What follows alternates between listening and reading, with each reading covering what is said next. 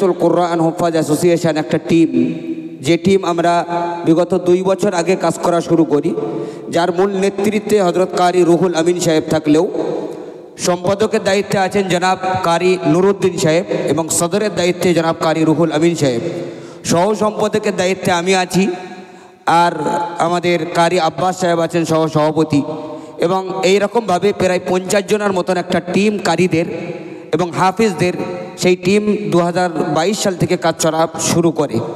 আর আমাদের উপরে বেশ কিছু ব্যক্তি যারা বিভিন্নভাবে আমাদের কখনো বুদ্ধি দিয়ে, কখনো অর্থ দিয়ে, কখনো শ্রম দিয়ে, সময় দিয়ে যেভাবে আমাদের পাশে আজকের ডেট পর্যন্ত দাঁড়িয়ে এসেছেন, তাদের কথা এই স্টেজ থেকে না বললে তাদের প্রতি অবিচার করা হবে। অবশ্যই হাকিম ওমর ফারুক সাহেব, অবশ্যই জনাব মৌলানা খুরশিদ আলম সাহেব, অবশ্যই আমাদের রাজাবাজারের হাজি সোহেল সিদ্দিকী সাহেব, এইরকমভাবে বেশ কিছু ব্যক্তিবর্গ আছে। আমাদের মিডিয়া পুরুষের হাজি গোরা সাহেব, যেনাকে হাজি ইরফান সাহেব হিসেবে জানি, হাফেজ ইয়াসিন সাহেব, সর্বোপরি আমাদের কারি সাহেবদের মধ্যে থেকে কারি জাকারিয়া সাহেব এবং তানার মসজিদের মহল্লাবাসীরা যেভাবে আজকের ডেট পর্যন্ত আমাদের সাথে সহযোগিতার হাত বাড়িয়েছেন, আর আজকের আমরা এই যে জায়গায় এসে দাঁড়াতে পেরেছি, তাদের বিরাট বড় ভূমিকা আছে, সেটা অস্বীকার করার জায়গা নেই।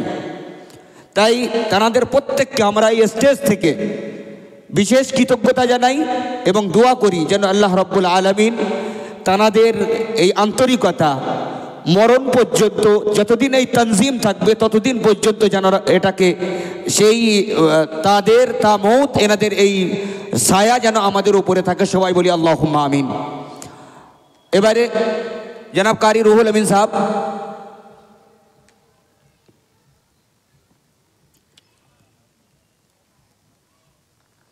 আমরা সেই সকাল থেকে আমাদের এই প্রোগ্রাম বিচার ব্যবস্থা বিশিষ্ট ব্যক্তিদের নিয়ে চালিয়ে এসে অবশেষে আমরা আজকের 2টো ইভেন্টে আমাদের প্রতিযোগিতা হয়েছে।